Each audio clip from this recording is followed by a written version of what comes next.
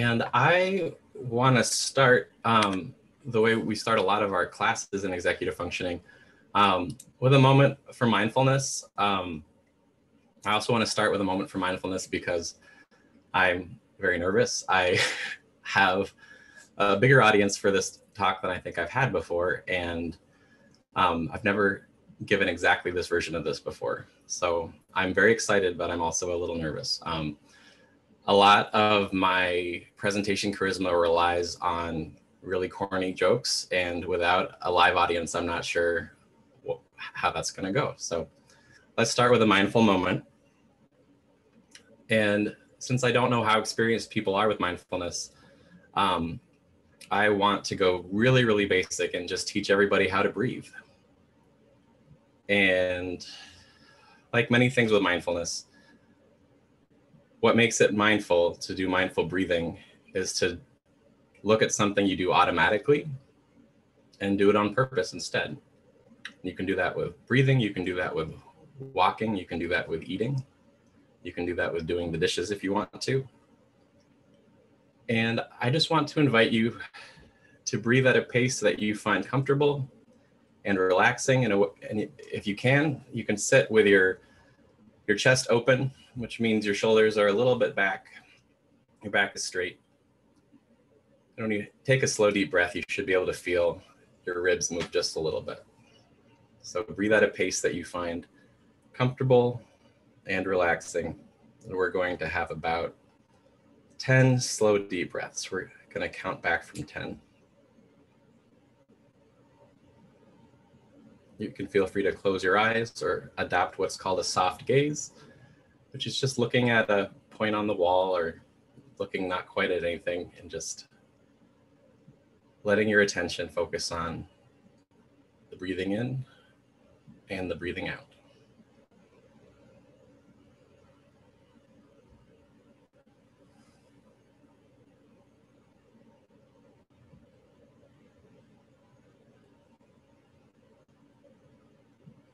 An important part of mindfulness is awareness. And part of breathing's job most of the time is not to be noticeable, but I'm asking you to notice it right now. There's 3 agreed upon ways for noticing your breathing and that really, really work. And we're going to look at all of them for just a little bit. As we try each one, I want you to just figure out which one makes it the easiest for you to pay attention to and notice your breathing. So I'm going to start with the one that works the best for me. And that is noticing my breath and my nose and my muzzle is what I've heard it called before. So feeling the flow of air through my nostrils and then out through my mouth. Feeling that fresh movement and feeling the push of exhalation in my mouth really makes me aware of the fact that I'm breathing. Another really reliable place to feel your breath is in your belly, especially if you're sitting with this open chest. So if you can locate your belly button, which even after several months of pandemic, I can still do, just about a fist above your belly button. When you take a slow, deep breath in, you should feel your fist just move a tiny bit out from your body.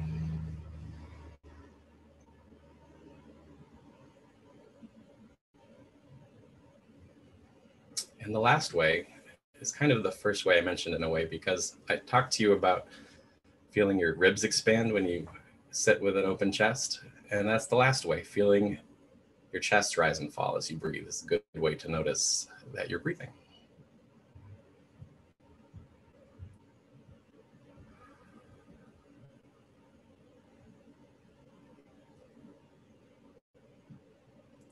I'm going to invite you to take 3 or 4 last calm breaths. And when we're done, we're going to return our gaze and our attention to the presentation. And Rachel and I are going to do our best to meet you with energy and enthusiasm. So I'm going to count back from 3. 3, 2, and 1.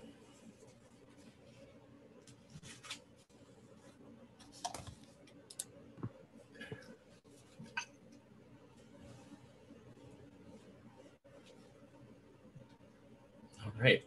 Now I know I'm not a snake oil salesman because I was nervous before and now I feel really relaxed.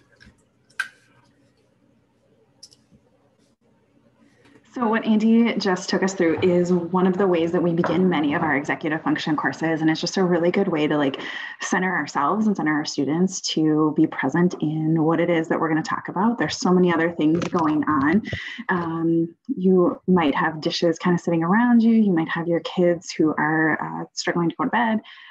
But really, we just wanted to like bring your attention here and now to executive function and what we're going to talk about today. So as Joanna mentioned, we're happy to take questions kind of at the different intervals of these 4 different breaks, but we'll grab a bunch at the end as well. So what we're going to talk to you about today is we're going to tell you about the executive function course in our Groves Upper School, how that has changed and evolved over the past 3 years. We're going to give you an overview of what the heck is this buzzword executive function, as well as do a few activities with you.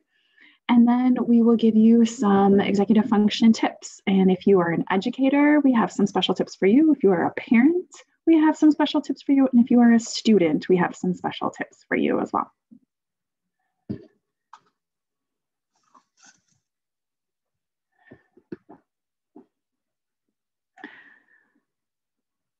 So Andy, if you want to flip the slide. I don't know, can I?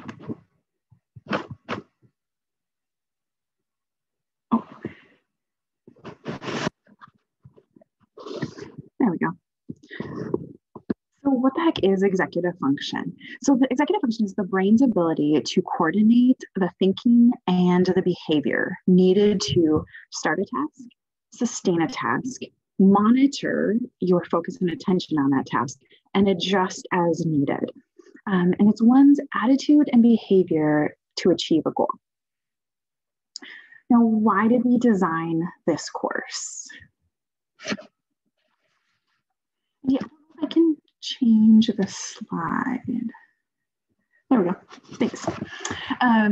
So why we designed this course was over, at least my past 10 years at Groves, we had always had all of these executive function traits as kind of the hidden curriculum, so to speak. So they were things that we did individually as teachers. But over the past, about 4 years ago, we got together and we were like, why are we all kind of working in silos and doing all of this?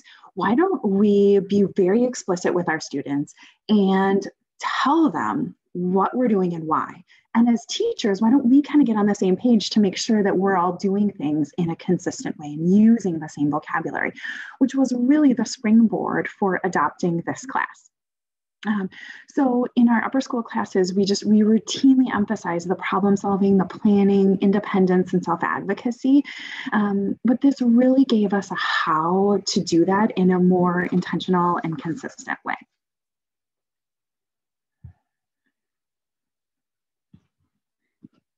Andy, you're on mute. The other reason we felt we needed an executive functioning course at Groves is because of some of the students some of the stories our students and our families would come to us with of having developed their own independent explanation for why school or academics had been hard in the past. And sometimes people have explanations like that have to do with a moral explanation, like I used to be a bad kid. They have explanations that have to do with motivation or character, like oh, he's just lazy. And the fact of the matter is people who can do well will do well because people want to do well. Being competent and being seen as competent is a driving human need. So if students and families and other educators and hopefully eventually the world can understand what executive functioning is and what executive functioning differences or deficits are, it'll help everyone reach more of their full potential. And the other thing, as Rachel pointed to, is we really needed to be explicit about what we were already doing implicitly.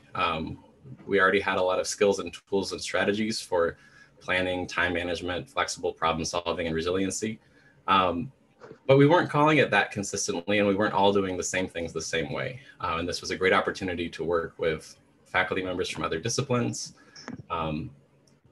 make even better friends, and come up with what we feel is a very robust and pretty fun curriculum. So the goals for the course, as stated in the syllabi of all 4 years, are students will understand their own executive functioning. So the general topics as they pertain to themselves. By the end of the course, they'll be able to select from an array of strategies that they know work well for them and in which situations those strategies can work. That in class, they'll engage in discussions that focus on how their own brain works. Being a teenager is really hard, and some of that is TikTok, and some of that is how early you have to get up, but a lot of that is your brain. And just knowing that maybe helps a little bit.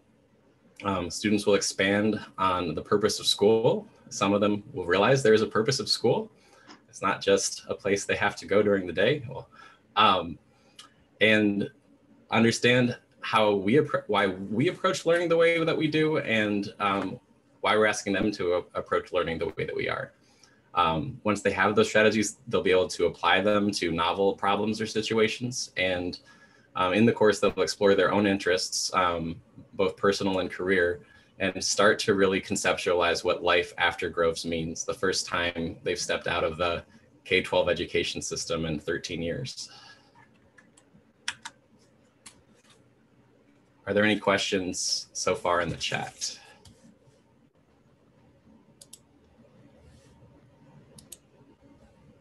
I guess I can't look at it and have the PowerPoint up at the same time. I don't see any. I think we're okay. Yep. We're good. Okay.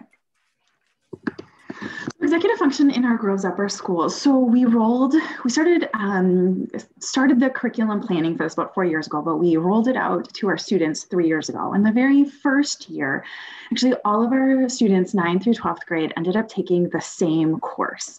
And after the first year, we were like, okay, well, that was awesome. But we started to recognize that what our ninth graders needed was different from our 10th graders. And that was different from our 11th graders. And that was very different from what our seniors needed.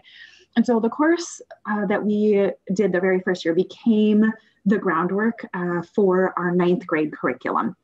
And then in the second year of executive function, we rolled out 3 brand new courses, one unique to our sophomore class, one unique to our juniors, and one unique to our seniors. Now, there is some similarity that students get in all 4 years, and this is really fun for them because they all love to do mindfulness. They will come in, particularly on Monday mornings, and be like, Ms. Erickson, can we please just do some mindfulness? It was like a long weekend, and I just kind of need to like get centered in school. There's this shared vocabulary that by the middle of their 9th grade year, they're starting to use and talk about more consistently, just like our sophomores, juniors, and seniors. Throughout all of our courses, there's a connection to the difference between growth and fixed mindset, if you're familiar with the book by Carol Dweck. We make connections to the teenage brain, as Andy was talking to before. And throughout everything, there's independent work, there's group work applications. We have interwoven in the past 2 years some service learning. Of course, there's reflection and writing and discussion, and a new platform that we are using this year called Thrively.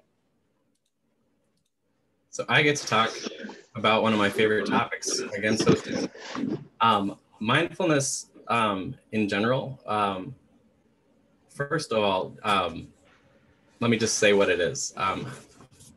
So I like down here at number 5, this definition of mindfulness is, I think, John Kabat-Zinn's, and it's mindfulness is paying attention on purpose. It's being in the present moment,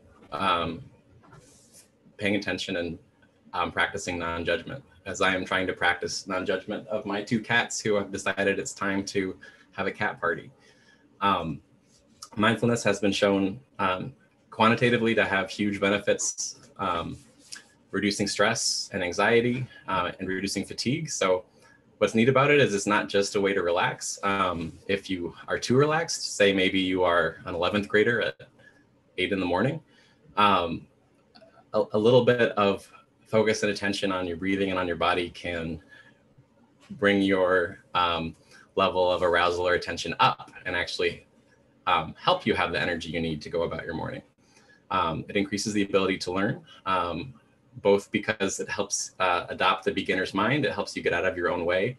The concept of a head that's already full, can't accept any new knowledge is part of some of, I guess, some of the Zen Buddhist underpinnings of mindfulness before it got adopted by the West. And it also helps you learn because it helps you silence your limbic system, this ancient reptilian part of your brain that spends a lot of time scanning your environment for danger. And it's hard to learn while your body's telling you that there might be a bear or a cute girl or a math test somewhere down.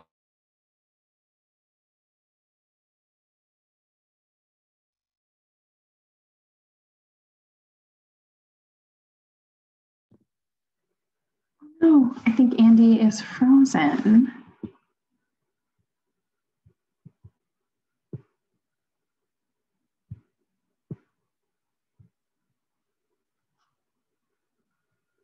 Joanna, is Andy frozen for you too? Yes, he is. I can kind of jump in for him. So I think he was at this ability to up and down regulate. Oh, the cat's revenge. Yes, absolutely. Oh no. I can pull this up.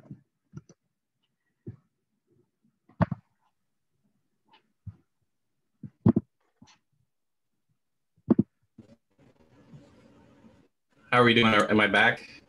You are back. Yep. Do you want me to share my screen? I think those cats may get on their threats and knock out our Wi-Fi, but I'm on my hotspot. Okay. Which brings us to our next topic, cognitive flexibility. No, just kidding. I'm going to finish up with mindfulness if that's okay. Am I sharing again? It's being really slow. Andy, I'll go ahead and take over and share. Okay. I just got to get to the right screen. We can hear you, but we can't see you. Yeah.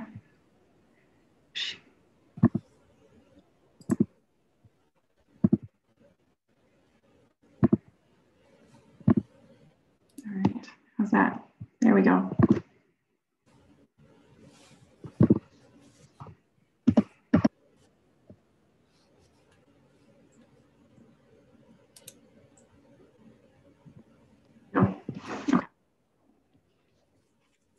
Okay. Thanks, everyone. I think the last thing are we good? Yep. Okay. I think the last thing I was going to say is all four of these things, these massive claims, are supported by research. They start to work right away, which hopefully some of you felt when we were breathing at the beginning. And they have long-term benefits. People who practice mindfulness consistently for 6 months have measurable brain differences. A part of that limbic system, the amygdala, it can be shown to shrink, and in moments of crisis or panic, or moments when usually your amygdala would kick in and take over, you have that little space that lets you bring your frontal lobe, where all the executive functioning actually lives, and you get a vote in what you end up doing. And the practice is easily integrated into a daily routine for an individual or into a classroom.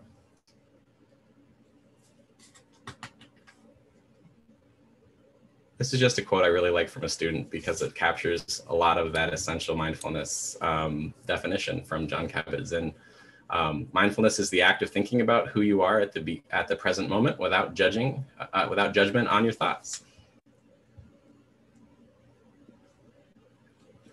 The other mind-related term that we start our first year off, and we review at the beginning of every year because it's so important, is the importance, or maybe the benefits, of adopting a growth mindset. So everyone has a personal theory of success or achievement, or what it means to be intelligent, or what it means to be a good student, or what it means to be a good parent or a good athlete. And the stories we tell about success affect how we feel about it and affect our approach to it. If you have a fixed mindset, you believe you are naturally good at things, or at a certain thing, like you're naturally smart, or you're naturally bad at things. And really challenging situations are really threatening tests of your belief about yourself. And if you have a growth mindset, you might believe that you have a certain skill or talent right now, but you also believe that it can change based on what you do and what decisions you make. So if you have a hard math test and you bomb it, it doesn't mean you're bad at math. It means you bombed a math test, and maybe you'll change your approach and do something differently next time. So in addition to being feel good, and I admit it does feel good to talk about growth mindset and our ability to grow. And it's backed up by neuroscience, because our brains really do grow new cells and new connections, especially in those reasoning, learning parts of the brain.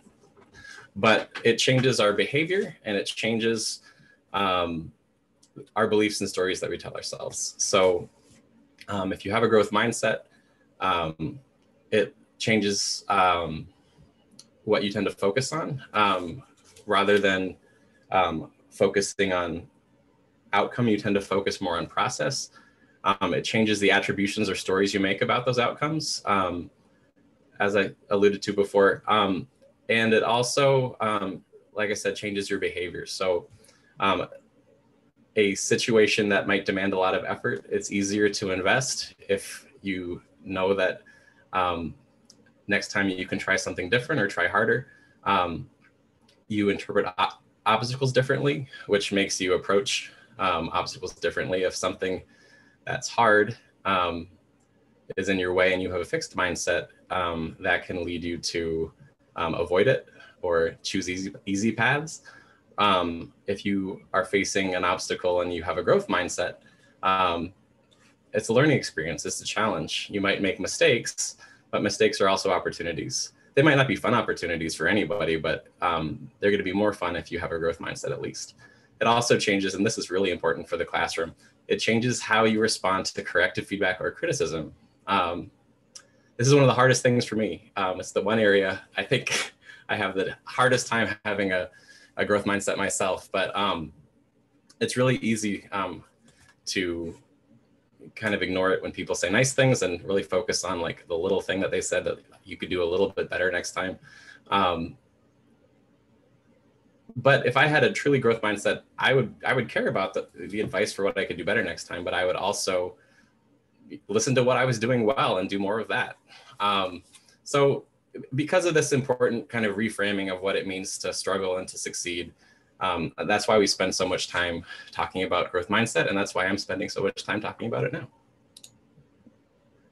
Another piece that's important to our Girls Upper School, and always has been, but now has a home and is much more strategically located, is volunteer work. And so all of our high school students are expected to do some service work, anywhere from 20 to 50 hours, depending on their grade.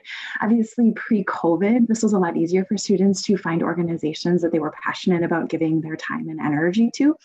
Once COVID hit last March, we kind of very much shifted gears where we still had an expectation that students were doing something. We had many students who picked up some trash around their house or got involved in some extra chores. So maybe mowing the lawn when they had never really done that before, or helping out with some meal planning.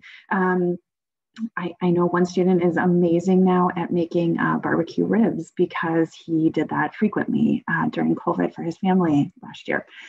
And so even this year, though, with COVID, we've been able to do some really unique and creative projects with our students because there's just so many directly applicable executive function skills that fall in this: time management, organization, goal-directed persistence. And additionally, it's something that looks really great on students' resumes. It gives them an opportunity to find causes that they're passionate about and build those skills. One cool activity that our juniors are doing is called the Research and Advocacy Project. So even though they weren't able to go to Feed My Starving Children this year and volunteer yet, we had some students who dug into food insecurity and looking at that at national scale and looking at that at a global scale. Why does Feed My Starving Children even need to exist? What are the worldwide implications for this? And so really spending time researching and pulling together some different projects. My class had the opportunity to present theirs this week to the underclassmen. Andy's junior class is going to do it after spring break. And they've just been really, really cool stuff. So we've been really fortunate that we've been able to pivot and be flexible in how we are applying this with our students. One of those threads that we mentioned earlier that is kind of woven throughout all 4 years is something new this year, but something that we're really taking to and that works really well with the hybrid classroom is an online learning platform called Thrively, which dovetails really well with what we do in our executive functioning class. It focuses a lot on executive functioning, but also social and emotional learning. And it helps students identify additional interests and possibly even find local organizations and clubs that are doing things related to their interests and future career possibilities. There's some really great tools that students can use to interact with their teachers. One of them, every time a student writes a journal, they have a choice between writing with the keyboard, recording an audio journal, or even recording a short video. And teachers can reply using the same tools. And students really like getting replies from their teachers a lot more than they like getting comments on their papers on Google Classroom for some reason. I'm not really sure what the deal is, but it's really fun, and it's a good way to, I guess, bring some multimedia flair to what we're already doing. All right, this is one of the first corny jokes that I was really hoping was going to land. So 9th grade year is our class for our new kids on the block. Joanna's almost smiling, so that's good. And our first unit of the year is kind of what we're trying to collapse into one night for you right now, explaining what is EF, doing our first mindfulness exercises, getting our high school students to sit in the dark with each other and just be chill, which is harder than it sounds sometimes, and delving into growth mindset. In our second unit, we go into cognitive flexibility and emotional control. And the rest of the terms that are coming, by the way, are all executive functioning terminology that we will explain in more depth later.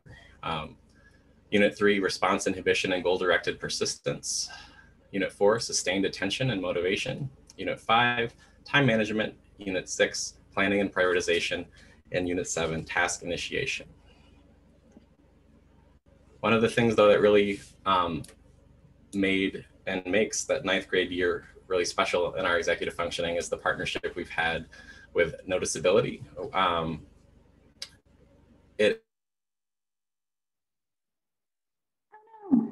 Noticeability is developed by Dean Breganier, who is an entrepreneur, dyslexic himself, and a disabilities advocate, and side note, a former gala speaker at Groves.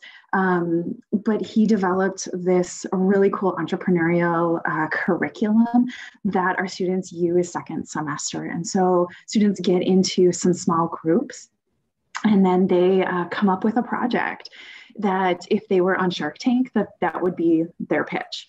And so this is just, it's been really cool. Our very first year and on through, we've been able to do something called Groves Tank. So think Shark Tank on ABC.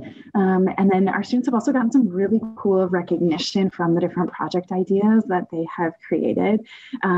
We have been featured on KARE 11, Bring Me the News with Jana Shortall. And then a small group of students also had the opportunity to travel all the way to Boston to present their cool shoe idea to New Balance. And so they've had some really cool real world experiences with product pitches and like making their products and stuff too. So this is always a fun one.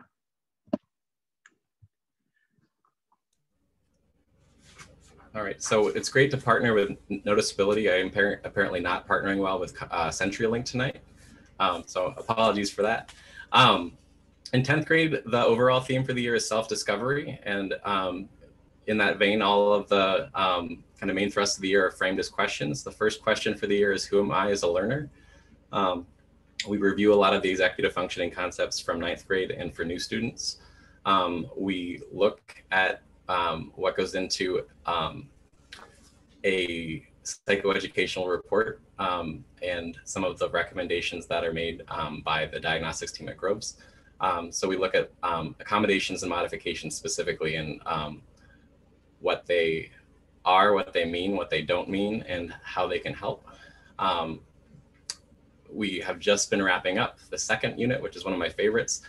Why is my brain like this? Which is a question I ask myself daily. But we look at brain development. We look at neuroanatomy, which is the structure and organization of the brain, and how it relates to executive functioning. And students have just wrapped up some really entertaining and deep research projects where they answered questions of what happens in the brain when, and they're questions like what happens in the brain when you smell French fries, or what happens in the brain when you have a crush on someone, or what happens in the brain when you have depression or anxiety. So they can be serious too. What drives me and who can I become is towards the end of the year. We just are starting motivation now. And we're going to go into neurodiversity, and the ultimate goal and the common thread, I guess, between all of these ideas is helping students develop a strength-based narrative of who they are as a person and as a learner. So the brain doesn't come with an instruction manual, and I think a lot of the third-party documentation is a little bit dry for 10th graders. So we have this class instead. Like I said, we focus on the teen brain. And one of the main goals is to destigmatize a lot of the things that they're all experiencing and maybe not talking about with each other or with me. So sleep habits, the physiological reasons, and perhaps the evolutionary explanations for why teenagers want to stay up late and sleep in late, the benefits of risk-taking and why teenagers might do that. It has to do with fostering independence and trying new things. The ability to plan ahead and why they don't have it, because executive functioning is kind of, it can take a while to develop. It's not fully on, you know, what am I going to say? Up and running until you're 25. And there's a reason, like teenagers literally have a narrower, what's called a time horizon. So the point where something becomes important or urgent for them is about, I don't know, 5 minutes in the future rather than 5 days or 5 weeks in the future, as it might be for some adults. Peer pressure, why their friends suddenly matter so much more than what their parents have to say or what their teachers have to say. And emotional intensity and volatility. Being a teenager is intense because you have a child's frontal lobe, so your decision-making rational part of the brain, and you have an adult's everything else. It's a lot to handle.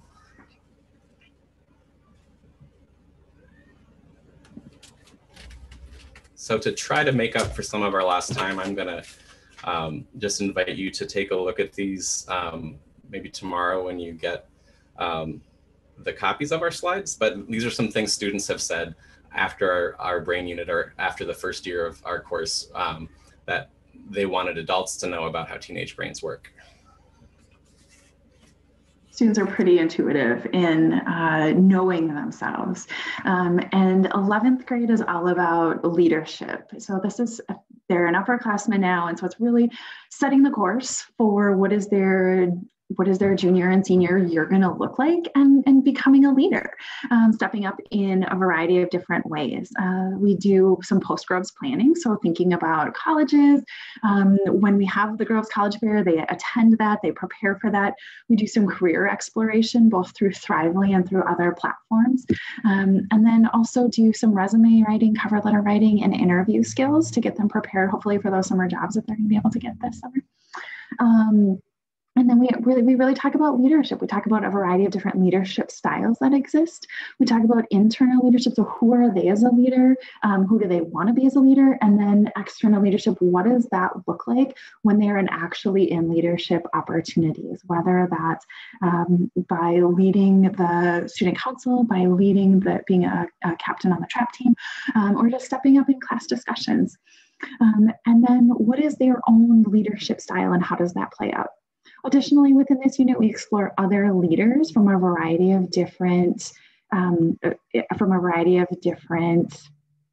fields in, if you're thinking business, sports, education, student leaders, and what are they doing? And then, as I mentioned too before, this big research and advocacy project and getting students doing some research and presentations about a topic that they are passionate about.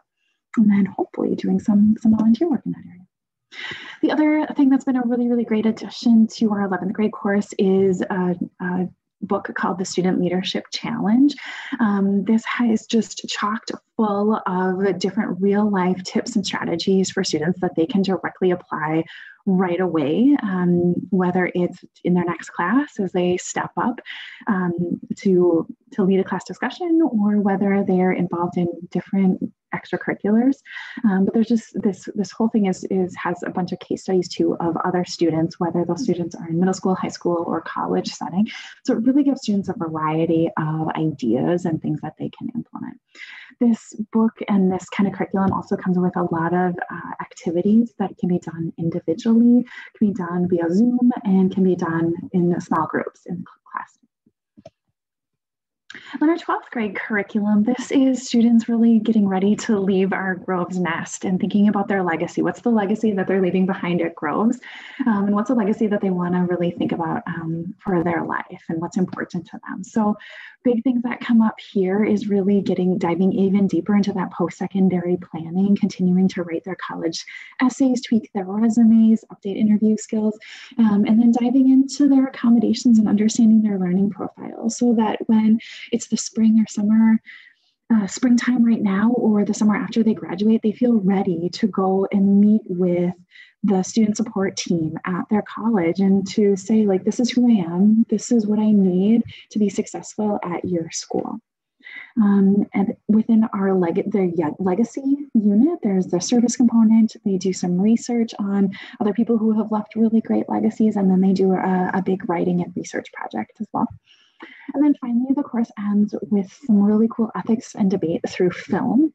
And of course, interwoven throughout all of our courses is a lot of writing and discussion as well. Great. There are a lot of unplanned benefits that we've had from both rolling out this course and sharing it with our students and just getting to plan it as the faculty. I'm not going to go over everyone on this page, but I will highlight some ones that are not redundant with things we've already said. So for students, one of the unplanned benefits of the course, this first one, just realizing from class discussion that they're not the only one, not only with perhaps their diagnostic label, which we maybe don't emphasize as much until 12th grade, but experiences kind of leading up to where they are now, and maybe some changes in the way they view themselves and their learning that have happened since then. Students get better at discussion. They get better at talking about their thoughts and feelings by having vocabulary to talk about them. And parents have reported that there's more dinner table conversation. What happened at school today, honey? I don't know, or nothing, or is a little bit elaborated on it. It started the first year just with the EF class, where students and parents were excited about having something new, so they would talk about that. But we heard then and we hear now that it's expanded to other classes of the day, and kind of can lead to a more back and forth conversation. And it's, I think, improved our sense of community in the student body overall. Not only is the EF class something every student takes every year, but it's one of the only times Groves students are specifically with their grade level. Ninth graders are with ninth graders, etc. And it's just been really great for the faculty to forge stronger bonds ourselves, develop that common language for the things we were already doing well, and have those opportunities to collaborate with really smart, caring people who have really different skill sets than we do. How are we doing with the Q&A? Yeah, any questions so far? No? Okay, awesome.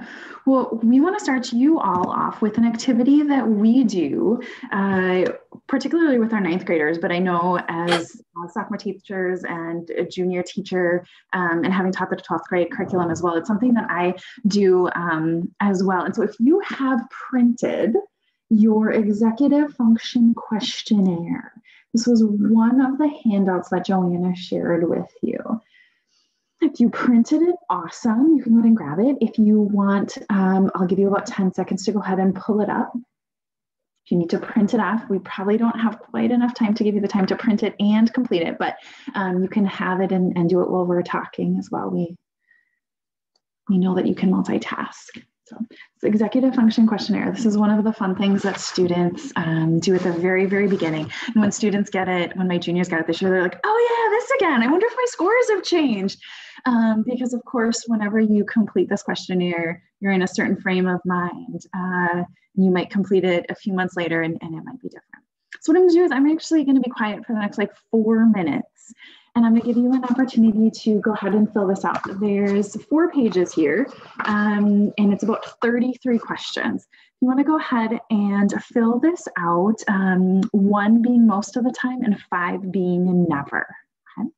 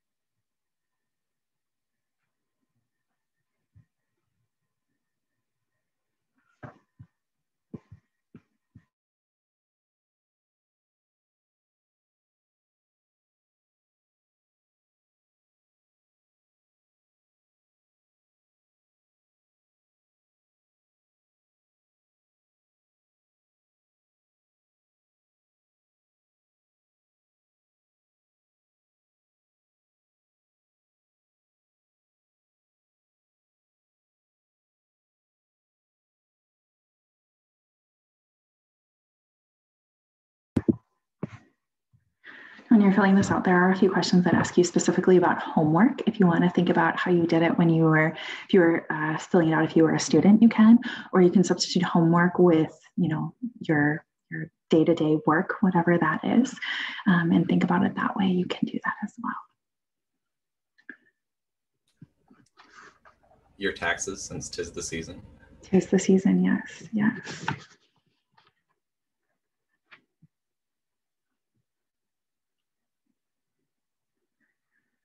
Joanna, have you ever done a questionnaire like this? Yeah, did you do one? Okay.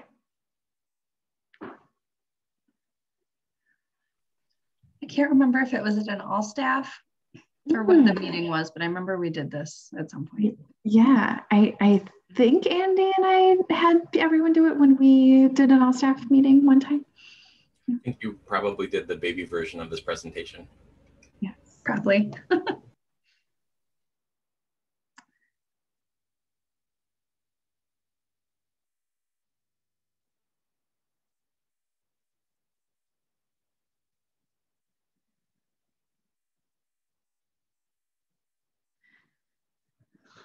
Now, this form, not only is it fun to be able to see your executive function strengths and weaknesses, but if you wanted to give it to your kids and see theirs, if you want to give it to your significant other and see their strengths and weaknesses and compare. My husband finally, after hounding for 3 years, took this about a month ago and actually was like, wow, this is really cool. This is really fun. He went to share his results. So I don't know how that, you know, how it can like affect our marriage, and I can't psychoanalyze that, but I'm sure there's something to that, right? For those of you who are finishing up, this is pretty self-explanatory, but I'll just kind of talk you through it anyway. So every set of 3 questions, if you could go ahead and add up your scores. So your top score is going to be 15, your lowest score is going to be 3. And then from there, the higher numbers, the 2 to 3 higher numbers are going to be your relative executive function strengths. The 2 to 3 lowest numbers are going to be your executive function weaknesses.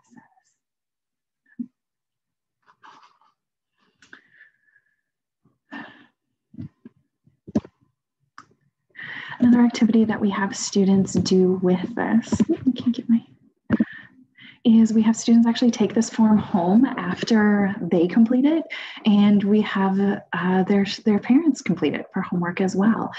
And Andy has his students do this really cool graph. Andy, I'll let you kind of touch on how you put all that together. But. I made a kite diagram in Google Sheets, but the students can put their relative strengths and weaknesses in as the numbers they get from the questionnaire, and they can, after having their conversation with someone at home, the example here is a student and their father, they can map them kind of over each other. And sometimes the apple doesn't fall very far from the tree, and that's an interesting conversation. And sometimes a parent and child have really different executive functioning strengths and weaknesses, and that also can explain maybe some of what's going on, or at least contribute to understanding why people are viewing things differently. So on the very back, you can see now your executive function strength areas and weaker areas. And so what is a definition for those? Okay. One of them has to do with metacognition. So this is really like thinking about your thinking, self-reflection and self-monitoring. So thinking back to Andy talking about growth mindset here, and maybe not doing bombing a math test. You just bombed one math test, and having the ability to reflect on, well, what happened there? What could I do differently so that I don't bomb the next math test? Another one is organization, and this is having a system to keep track of all of the things that we have to do. So for all of our students in upper school, we give them an actual paper planner that they use, and every class goes through and every day or every week fills in their planner. What is their homework that they have to do nightly, or at a week scale, so that students know and stay organized. By the time our students are juniors and seniors, we do give them a little more flexibility to use some online platforms and to prove to us that they have a different way that works for them organizationally. Another step to this is planning and prioritizing. So this really has a lot to do with breaking that big assignment down into smaller manageable chunks. And we as teachers guide that in a variety of ways, whether it's through my independent book projects that take 8 weeks long, and students have 6 weeks to read a book. And so we go through their planner and we break that down at a weekly level and at a daily level. How many pages do they need to read in a week, or how many minutes do they need to listen to their Audible book or their Learning Ally book, so that they can finish that book in a timely manner and be able to kind of hit those weekly milestones that they need. Another piece to this is sustained attention. And so that's really all about paying attention for extended periods of time or until your task is done, and managing distractions like Andy's cat and his dog. And then time management, using your time effectively to accomplish what your goal is. Hey, Rachel, we did have a question pop up here that's kind of relevant to the whole focusing and time management part. Julie's wondering, can you address EF, lack of focus, versus ADHD or ADD, hyperfocus, and how the two can cause chaos? Is the question. I'd love to take this one both as an EF teacher and an adult with ADHD. Something I didn't understand when I first found out I had ADHD either is that when you have ADHD, you don't actually have a deficit of attention. Everyone is always paying attention to something. What you lack is the ability to direct your attention consistently. So the hyperfocus and the lack of focus are really two sides of the same coin. And by hyperfocus, I think she means, so if there's an activity or a task that's really engaging or exciting or just absorbing, then you can, not come up for air until you're hungry. And then if there's a task that's onerous for some reason, then it can be really hard to pay attention to it. So this course doesn't cure ADHD, and probably wouldn't want to, because there's a lot of neurodiverse strengths that come along with it too. But it does help students understand it and develop some strategies for when they are having trouble directing their attention.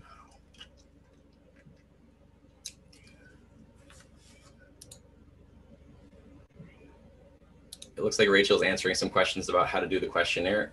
Should I talk about some of these other executive functioning skills? Yes, go for it. Okay. So emotional control, students, especially when they first hear this one, think it means like being emotionless, like the Vulcans on Star Trek, and like strictly logical and feelings don't even enter into it. Really, it's kind of the opposite. It's noticing emotions, naming emotions, and dealing with them in a healthy way, to keep so that they don't keep you from reaching whatever other goal you have. Emotions can be a really great source for inspiration and for motivation. And they're giving you information that you need to know. You just don't have to let your emotions get a vote all the time. Response inhibition. I'm laughing that we were just talking about ADHD a minute ago. You can't help it. Sometimes certain students just jump into your mind. This is controlling your impulses, thinking before you act, and building in that sort of stop time to figure out if the decision I'm about to make is a good choice or not. Working memory is interesting. My connection just changed. Can you still hear me? Yep. Okay. Working memory is interesting because a lot of these executive functioning skills are really prone to intervention. There's a lot of things a teacher or a parent or a therapist can do to help increase them. Working memory is not that way. It's kind of how much information can you keep front and center in your conscious active mind at once. There's lots of strategies for optimizing it, but it doesn't change as much as other kind of measurements of executive function or intelligence can across your lifespan or across your education. So just helping students understand what it is and what it isn't can be helpful. Goal-directed persistence. It's not just having a goal and not just not giving up, but it's connecting those two things. It's kind of being able to draw on your outcome in order to pull you through the times that are difficult.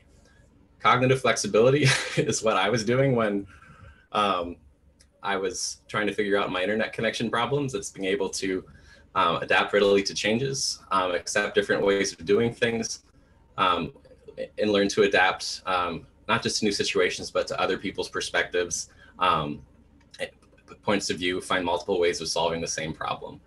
And then task initiation is a real killer. This is deceptive. For a lot of students, myself included, sometimes starting the darn thing is 50% of the getting the thing done.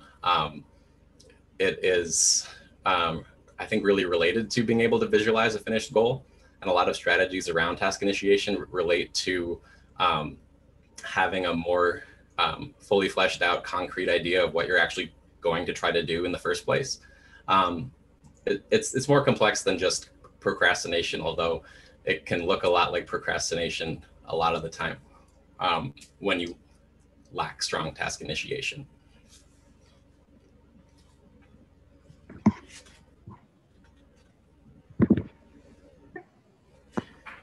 Do we want to show the video? Hold on, there's a question in the chat. Will there be? Yes, there will be a link, I believe, that comes out tomorrow, Joanna. All right, do we have time for the video? We'll show the video. It's really funny. And you don't have to listen to us for a few minutes. Okay. As you are watching this, please think about what different executive function skills come up in this video. Okay, I think we're good to go. Joanna, Andy, text me if we're not, okay? Oh no.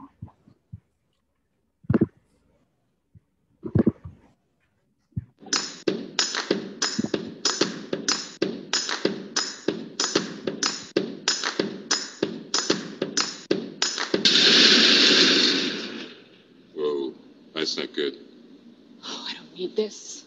I'm already late. Somebody will come. Anybody out there? Do you have a phone? No. Sorry. Somebody! Hello? There are two people stuck on an escalator and we need help. Now, would somebody please do something.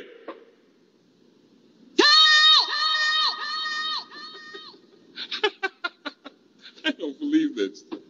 You gotta be kidding me. I'm gonna cry. Well, there's not enough left to do. That's it.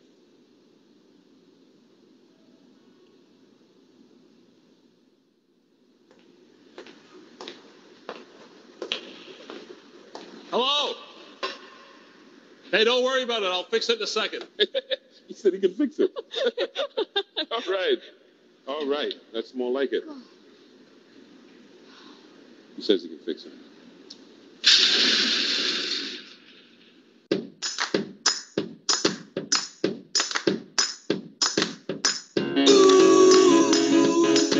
Walking down the sidewalk, kicking my feet as I'm moving to the music. Step to the beat. I woke up today, canceled all my plans, and I stepped right outside with my guitar in my hands, and the notes became loud as the sound caressed. Look at your EF at a glance sheet if you have it, and just type, not into the Q&A, but into the chat, what EF skills you saw or didn't see there.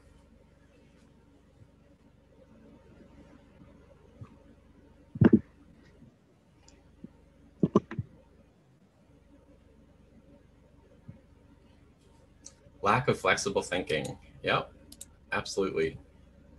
And that's what it's meant to show. But the more I think about it, they did try a number of solutions to their problem. They just stopped before they found one that actually worked. Yeah,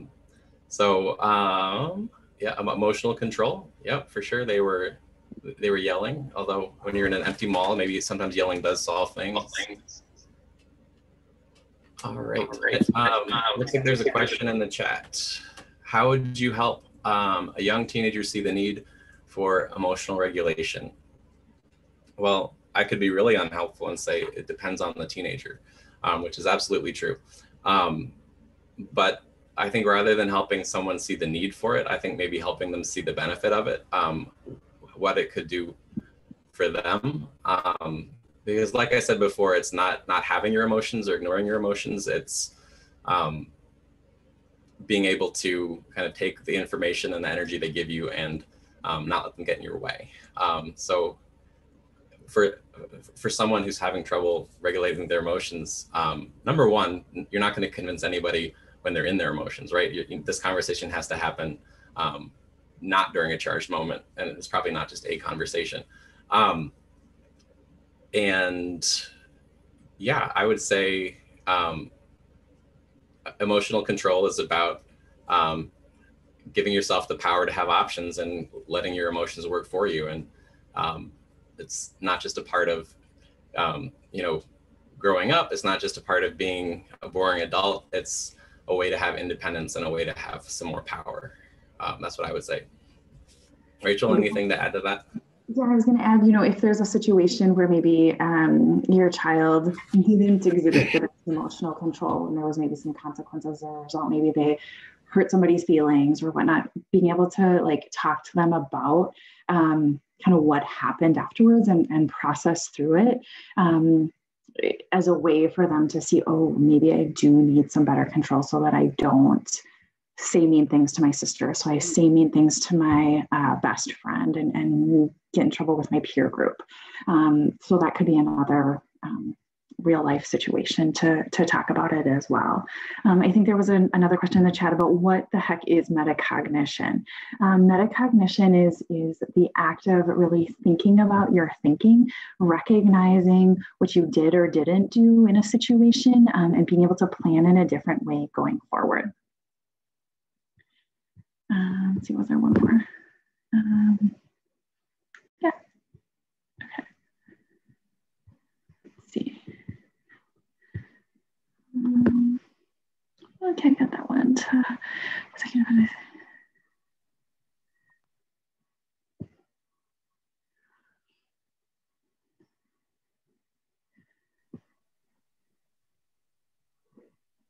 Andy, you're muted.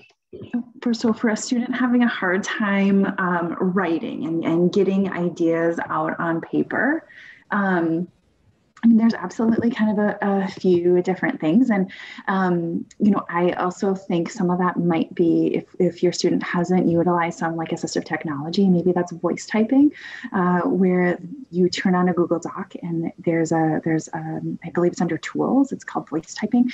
And students can just turn that on and start talking. It's not necessarily 100% perfect because they do have to say to put a period in and stuff, but that's also something that they can go back through afterwards and edit for themselves. I do that with actually quite a few of my students as they're working through some reading summaries or typing through their essays when they're like, Mr. Erickson, will you help me?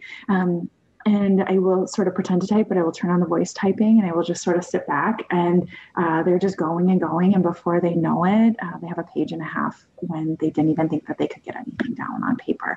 So sometimes it's be able to model things for them and to show them like you can really get all this down and to really scaffold it for them. And so maybe it's you helping them right now and typing for them and then trying to get them to do some of the voice typing on their own. And maybe some of it comes back to that task initiation thing too. Another thing that I always tell my students as an English teacher is that your first draft, it's okay if it's not your best draft. By the time they're juniors and seniors, I tell them honestly that like, it's okay to have a shitty first draft and it's okay to come back and to revise and to edit. I don't use that word, Andy, with my 9th and 10th graders because there's other words that you could use instead. But just kind of creating no fear around the first draft, I think is really good too. So we want to share some executive function tips if you are an educator out there, if you are a parent out there, and if you are a student out there. These are things that were kind of new to Andy and I when we first got into this course. And so we hope that they are helpful for you and just something in addition to what you are already doing in your classroom, in your home, or in your career. Rachel, there was one question that popped up quick when you're talking about the voice typing. Is there any program that works well for Spanish?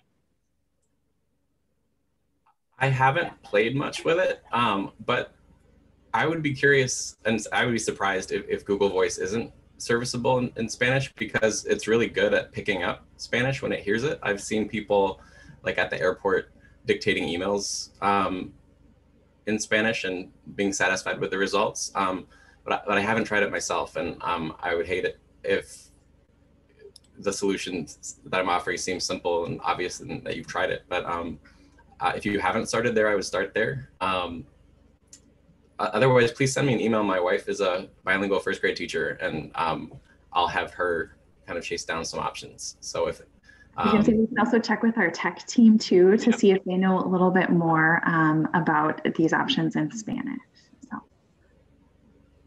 So educators, just a few tips and ideas that we have with you, parents. Some of these will also work well for you too, but be organized, be deliberate, and really go slow to go fast.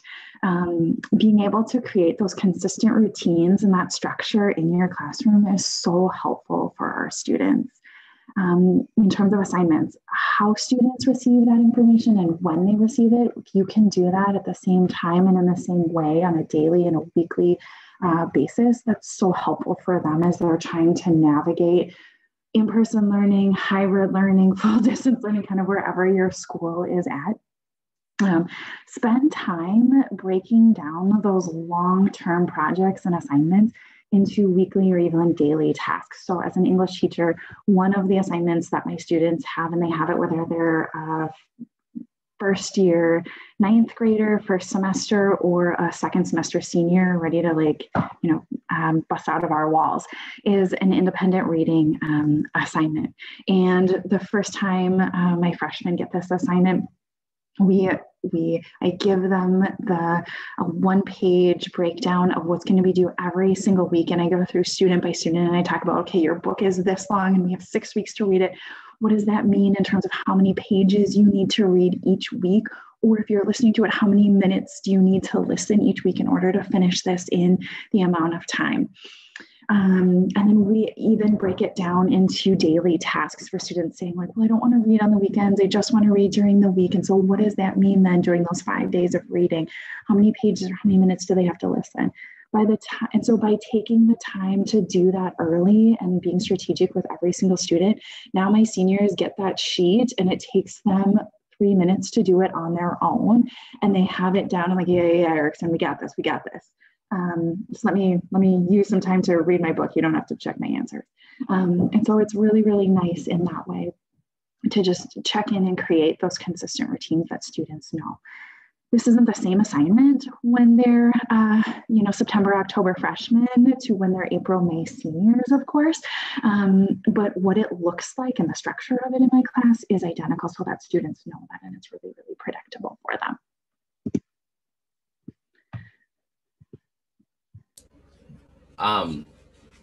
I think I, like a lot of people, had a lovely but a little bit eccentric 6th grade teacher who kept shoebox dioramas from the past 25 years of her teaching career. And I thought she just really loved her students, and I'm sure that that was true. But what she was also doing was holding on to exemplars for her class projects to show students like me who had weak executive functioning skills what finished, what done looked like. Because I had great reading comprehension skills, but I could read the directions maybe 4 or 5 times and still not have a picture in my head of what it was supposed to look like. And that picture in my head really helps me get started with that first step. So even before you start what Rachel was suggesting, breaking the big things into small things, have as concrete an example of what the thing you're about to break down looks like, so that students with weaker executive functioning skills, especially students who struggle with that task initiation, know where they're headed.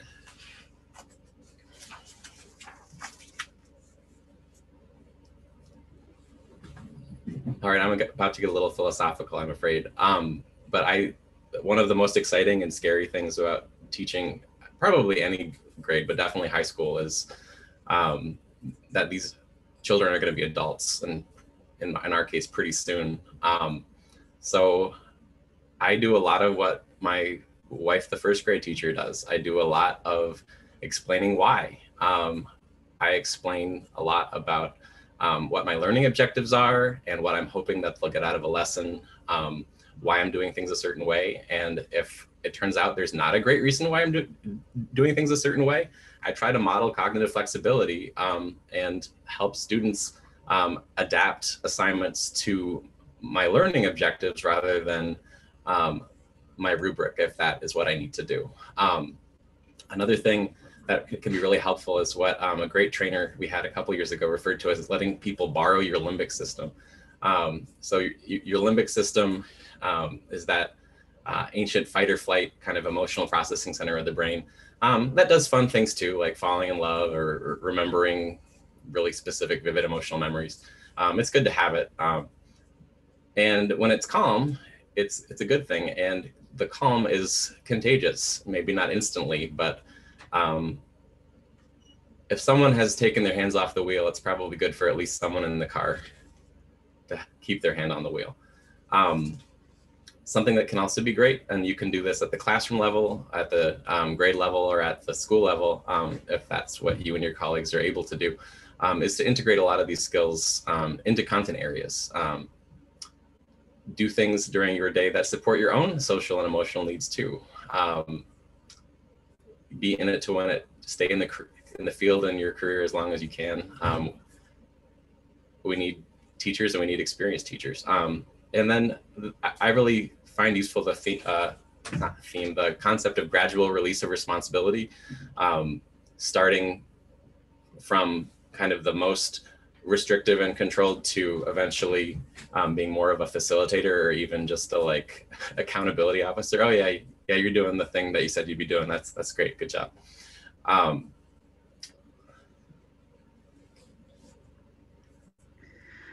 Auntie and I recognize how fortunate we are to work at Groves on this amazing team with this amazing group of administrators who prioritize executive function and want us to work it into not only our executive function course, but into our classes as well.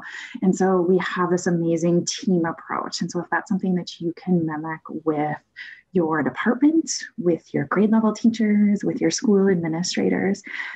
It could even just be something as simple as having a bulletin board that talks about different executive function vocabulary and skills to highlight, but really creating this common executive function language across your content areas is really, really great for students, and for them to know, oh, we're going to get organized today, or we're going to break this big assignment down into smaller tasks, and being able to hear that from multiple teachers and to see that process happen has been really, really great for our students. Another great way is to just even, if other people aren't on board with you, it's something that you individually can implement during like an advisory time or a homeroom time, where you're just really explicit with your students and working with them one-on-one or in small groups to check planners, to check their grades and to create their list of things to do. Maybe that's their top 3 things that they're going to work on that night or that weekend for homework.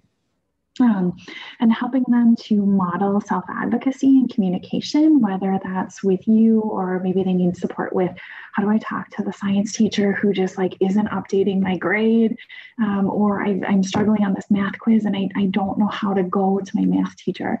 And so being somebody to help model the advocacy with is also really important, and to recognize their social and emotional needs, which obviously is different depending on their grade level as well. I think another huge thing as teachers is that, all of this work that we're putting in day to day, we're not going to necessarily see the fruits of our labor. And you mentioned before that the prefrontal cortex isn't fully developed until they're 25. And as high school teachers, we send them out the door at age 18 and hope that they fly. It's really fun for us to get emails from students and from their parents, particularly after their first semester of college, and talk about like the difference that we have made. And many of them in the past couple of years too have very much referenced like the executive function skills and the self-advocacy skills that their students have and how that's been so instrumental in helping them get through that first semester in college.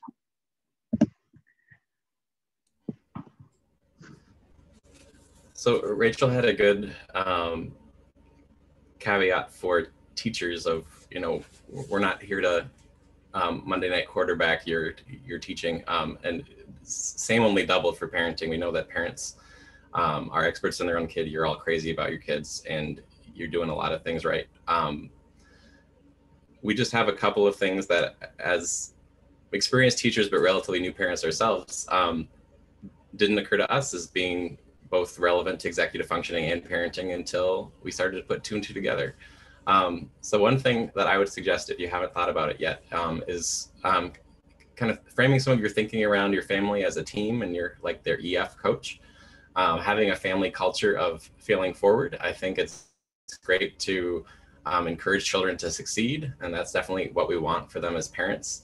And celebrating successes at when I was a kid, it was like Pizza Hut. Is great, but it's also important to recognize or even celebrate failures if they came with effort, if they came with growth and grit, and focus on the process of learning and the development your kids are doing all the time. One of my great examples of this is my 19-month-old right now. She's learning how to jump, and she's so into it, and she's so excited, and her knees are bent, and she's like hops up and she springs up in the air and she like gets all excited and claps for herself, and we clap for her. Her feet have never actually left the ground. Okay, so it's the kid that like can't jump, right? But it's her effort and her grit that we are rewarding. And when you had toddlers, you did the same thing. And we have to really think about our middle schoolers, our high schoolers, our elementary school students, kind of in the same way, and really recognize all of the effort and grit, just like we did when they were trying to get their feet to leave the ground the first time. All right, the second one here. When I was a teenager, I didn't give my parents a lot of trouble, but the one thing I did do is second guess their parenting a lot. I had a pretty advanced vocabulary, and I just knew everything that they were doing wrong. One thing I now know that they were doing right was they didn't let my questioning become a delay tactic. We had discussions about their parenting, but after I'd met expectations, we had negotiations of what I could expect for an allowance or a sleepover or a night out with friends. But those negotiations happened before the law was laid down. and I think being transparent about that is fine. Like, I'm happy to talk about this, but you know, my house, my rules. I sound like my dad. You are turning into your dad, Andy, I'm sure of it. And no matter their age, students and kids, they crave that structure, right? I think that's why moving to full distance learning and not being able to be in person was so hard. Their structure and their routine changed, just like for us as adults, our structure, our routine, it changed. So continuing to just establish those after school routines is really, really good. And this is, this is why we have every Tuesday, we know at Groves it's pizza day, right? Or in your family, it might be pizza on Friday nights and that family movie, whatever that is. They look forward to that and really knowing what comes next. This can also be things that involve something as less desirable than pizza and a movie. But kind of those shared tasks of being a family too, and connecting the chores on Saturday morning with that fun outing to the park and ice cream a little bit later, and that we're all in this together.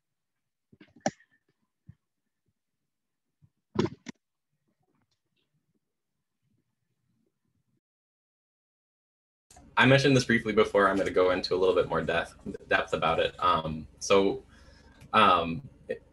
Within like the framework of the fixed mindset, growth mindset, in a growth mindset, a lot of the attention gets automatically shifted towards the process. So whatever you're doing, because that is the thing you can change and that you can grow.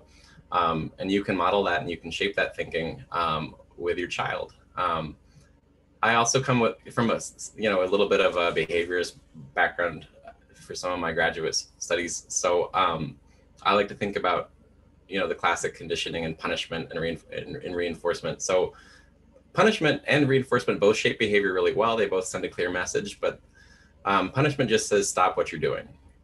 It doesn't say what you should do instead. Reinforcement says this is what you should do, or this is how you should do it. So it's not just feel-good parenting to focus on reinforcing the behaviors you want to see. There's really sound behavioral psychology behind it. So if your child, like mine, is an organism, it can learn this way. So if you focus on process, sorry, where am I? Okay. So your child's great because your child is your child. So you praise your child. And in the science of praise, which is a thing, there's kind of three main types of praise. There's person praise, which I think we tend to do kind of automatically, especially with little kids, like, you're so smart, you're so pretty, you're so fast. And it kind of points to an essential trait. Product praise, which is like, oh, you did really well in the school play, or, oh, you got an A on your test, good job. This drawing looks just like mommy. That also makes people feel good. And lastly, there's process praise, which is, wow, you studied every night this week without being asked. So noticing what they were doing, and maybe even divorced of whatever the outcome was. So the first one, the person praise, it doesn't do a lot to foster a growth mindset. And in some cases, if a child already has a predilection for it, can encourage a fixed mindset. Even if it's a really nice thing, telling a kid, oh, you're so smart, doesn't just create pressure to keep being smart. It creates, in some people, an aversion to situations where their smartness might get tested. So they might choose easier intellectual challenges or puzzles to keep from having that smartness identity threatened. Versus process praise, oh, wow, I studied every night this week, I'll study even more next week. I wish it was that easy, but that's the idea behind it. Another thing is just kind of looking at how you phrase things. I think it's really easy to kind of revert to like, oh, I like that, I love that. When what you're really doing is noticing that, and especially with a little older kids, just saying, hey, I noticed you cleaned your room today, might have more impact even than saying, I like that you cleaned your room today. And even if you are so proud, and I'm sure you are, kind of modeling or reflecting that too, like, you must feel proud of that, might encourage them to talk about how they're feeling and help them kind of more fully own whatever the success might be.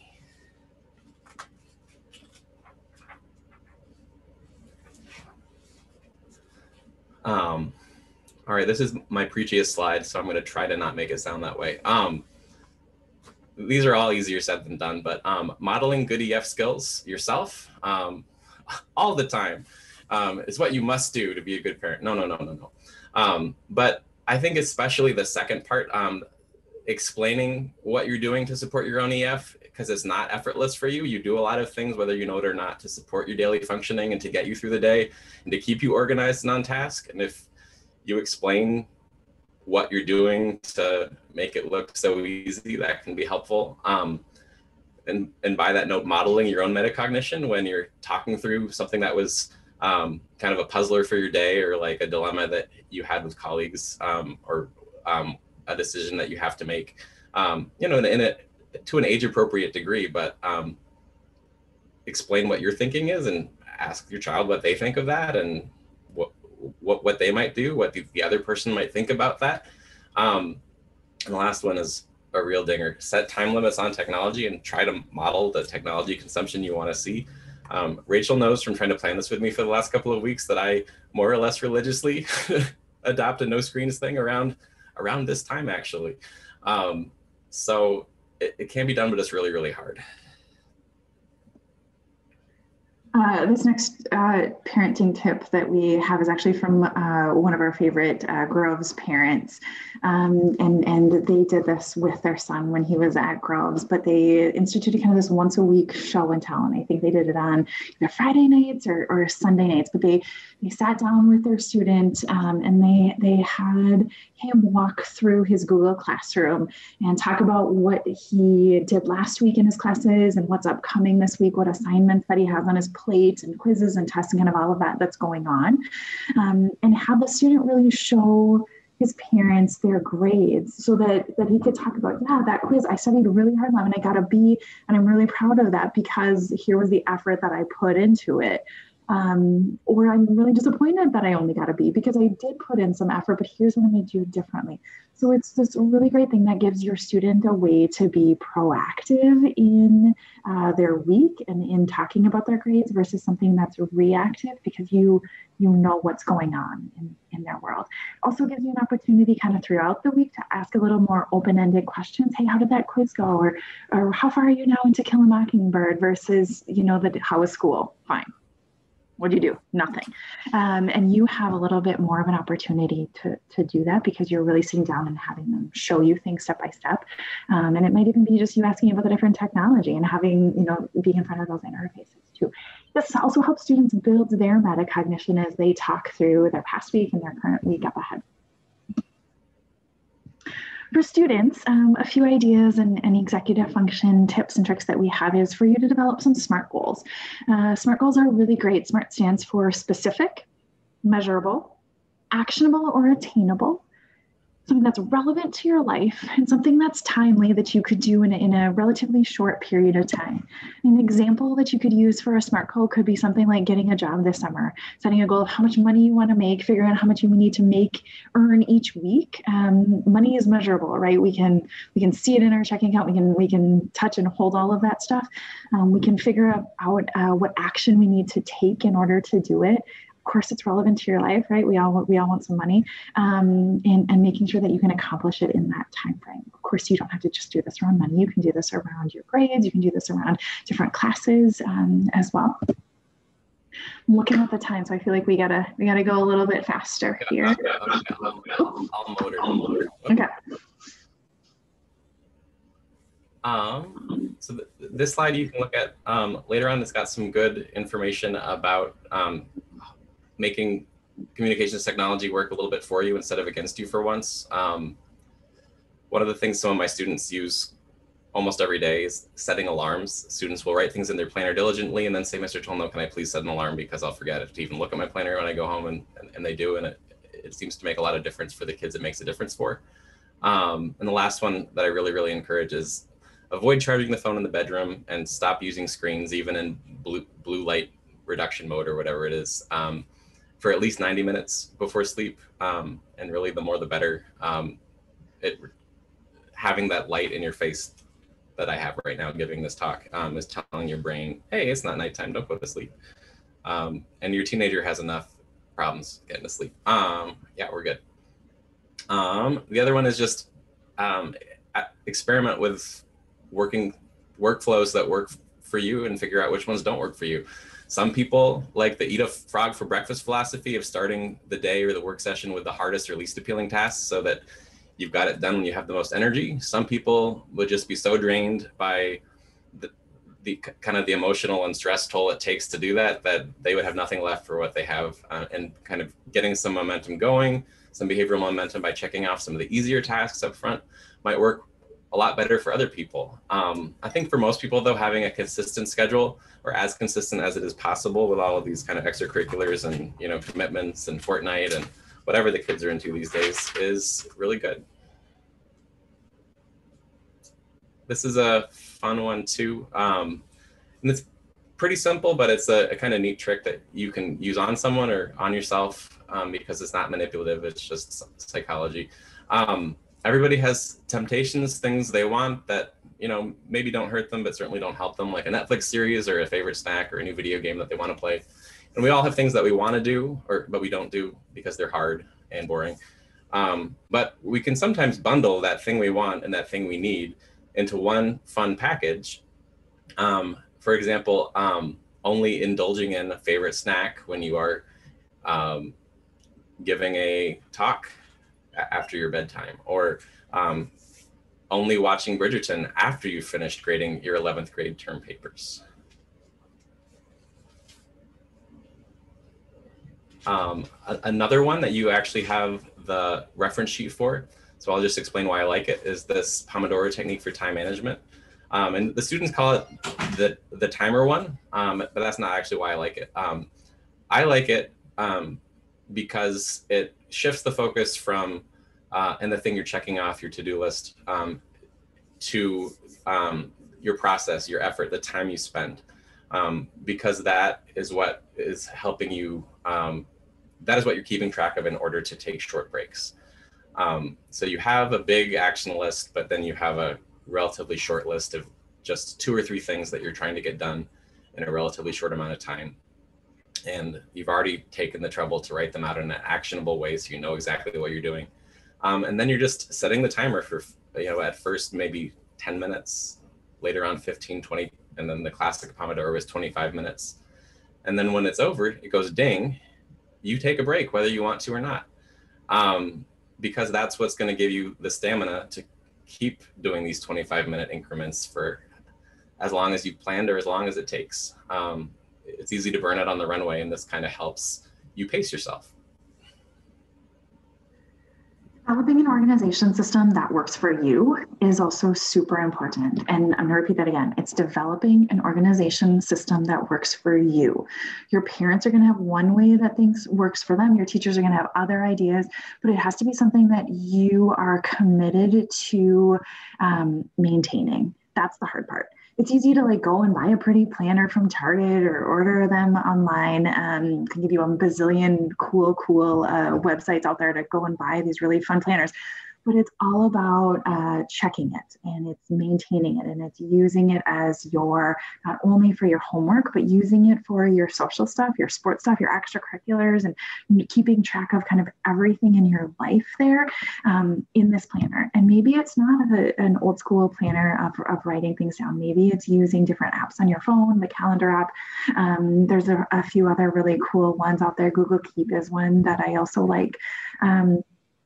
And then also setting up consistent times where you're going to check your email, update your to-do list as you see fit. This is something that's just so important. And I think it's one of the biggest hurdles for students is not just relying on, oh, my teacher put it on Google Classroom or my teacher put it on my calendar, but really you owning it is also part of you remembering to do it, you planning it into your day. This is something similar to what we talked about with teachers, but it's really to like think about what does done look like. So done for me looks like my 1,500-piece tropical holiday island puzzle, and how can I break it into small, manageable chunks for myself?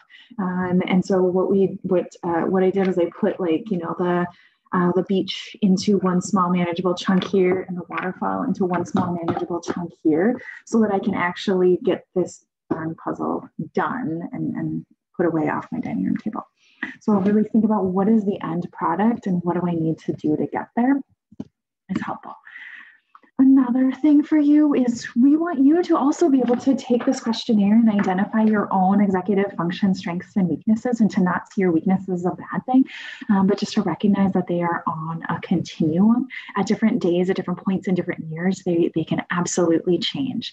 And being able to recognize your executive function strengths can help you really think like long term. One cool, fun activity that we would encourage you to do is to create a vision board. What do you want to happen throughout the rest of your high school career? What do you want to happen in the next 5 years, 10 years?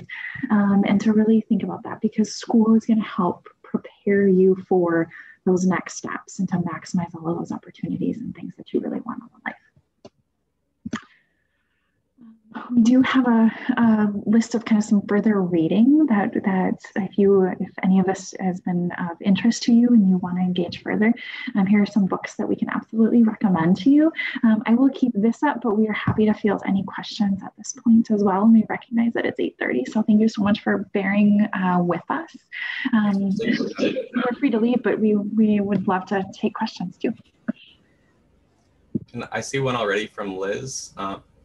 Do you have any resource recommendations for working with elementary students on developing their EF skills?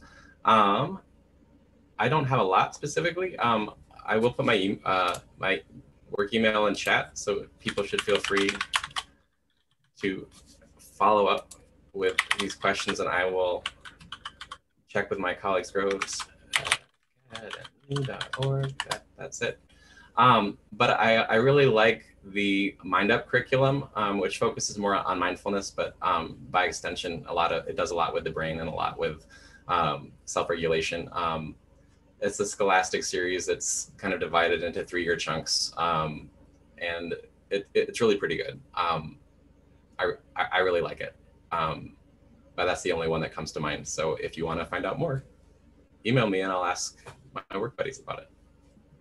There is some really great stuff for elementary students and even like preschoolers actually coming out of the University of Minnesota with Dr. Stephanie Carlson and her team as well. I'm happy to get you more information on them as well.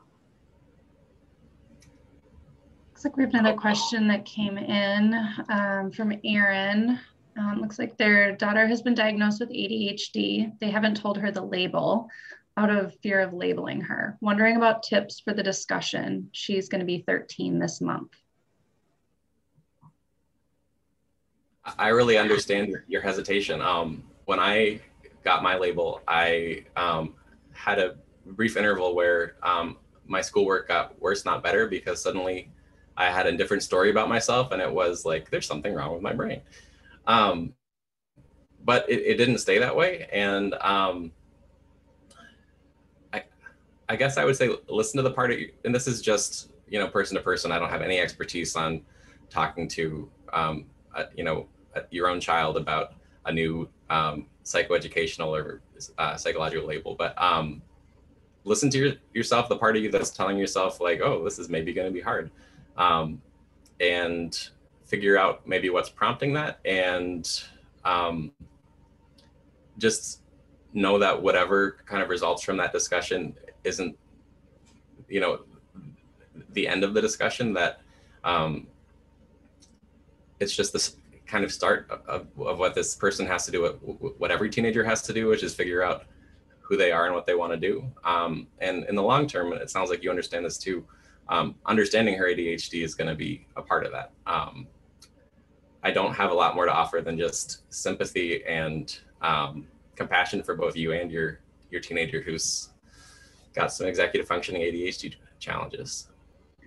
And one thing when students, first come to Groves and they start to recognize kind of in our community, because all of our students have ADHD or dyslexia, dysgraphia, executive function challenges. One thing that they learn is like, oh, I'm not the only one. And they're able to learn strategies and tips and tools that work for them and their learning and for their brain. And sometimes students get other diagnoses later in high school, and there's actually kind of this like relief that's like, oh, that explains why I think this X, Y, and Z, or that explains why I have trouble focusing in these hard classes or at these different points of the day. And so, students are really intuitive too. And so she might also have this idea of like, gosh, something just feels different to me when I compare myself to my peers. Because at 13, she's definitely probably doing that. And so part of this might actually be a relief for her to know that like, oh, my brain it does work differently. And then it's just letting her know like, that's okay. And here's how we're going to maximize your learning, because there's so many benefits of having ADHD. Yeah, that's a good point. Nobody, a 13-year-old knows that no one does a 4-hour psychoeducational battery of tests for no reason. So yeah, that's a good point. All right, well, are there any other questions out there? I'll give you a minute to type them in if you're still typing. Just let you know that you will get an email tomorrow that will have the slides from tonight. So make sure to check for that. And it'll also have the link to our website where we will be posting the recording of the workshops. And you can also find the archive of all of our previously recorded workshops as well. So hopefully you'll find some useful resources on there. And again, if there are any educators in the group, it sounds like there's a few, just email me. I'll put my email in the chat and I will get you CEU credits if that is something that you're interested in. Okay, we did get some more questions here. All right, my son is 11 and a student at Groves. He does not have an ADHD diagnosis, but fits the description 100%. How important is the diagnosis? That's a good question. The answer is right now, not very important, but someday it might be, because a diagnosis gives you a paper trail and it gives you information, right? It gives you options down the road. Because even if right now ADHD counseling or using medication is not something that you're going to explore, having that label, and I missed, the question's gone. I missed the age of your child, but like someone's getting that age. Okay. Establishing that pattern like before the kid is, I think it's 7, can be really helpful to get, that classic ADHD diagnosis. So yeah, not very important for the day-to-day, but possibly important for having options and flexibility down the road. And since you're a Groves parent, I would of course recommend that you reach out to our Groves psychologists and even just have a brief conversation with them about it if you're interested in additional testing or trying to figure out too if this diagnosis is worth getting or not worth getting. They can definitely direct you and give you more information. And if you have spring conferences coming up, ask their teachers what they see. Because at Groves, we're doing it next week. Okay, it looks like we have one more question from an educator. She says, it's from Julie. I'm an educator, low EF, high ADD, diagnosed at 47. Can you recommend resources, or does Groves have adult courses? I want to put on my EF oxygen mask before I can help students and my grown children with ADD. I love how you phrased that, Julie. That was so great, Julie.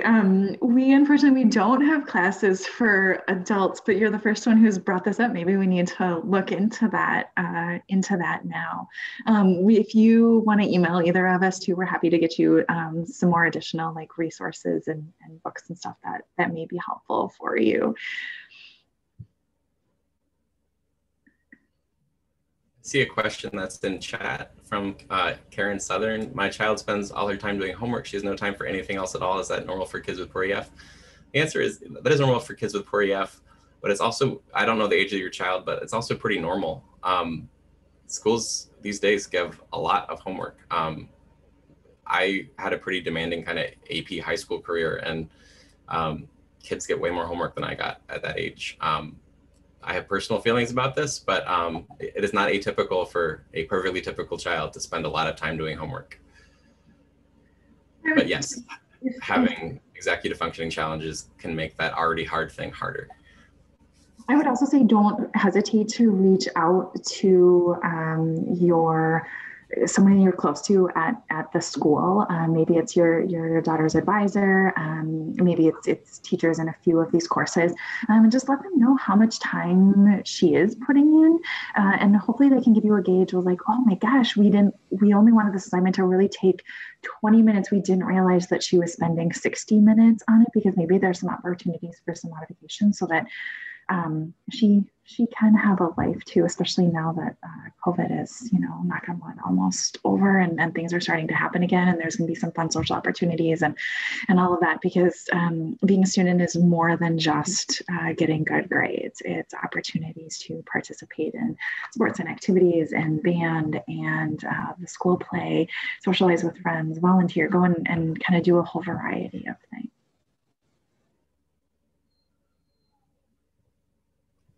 I really appreciate everyone who stuck with us after we went over time, especially Joanna, our host. Yeah, we went through a couple tech issues, and we're both long-winded people, but we really appreciate the true believers who stuck with us through the whole thing. Thank you. Hey, thanks, everybody. Have a wonderful night. Thank you.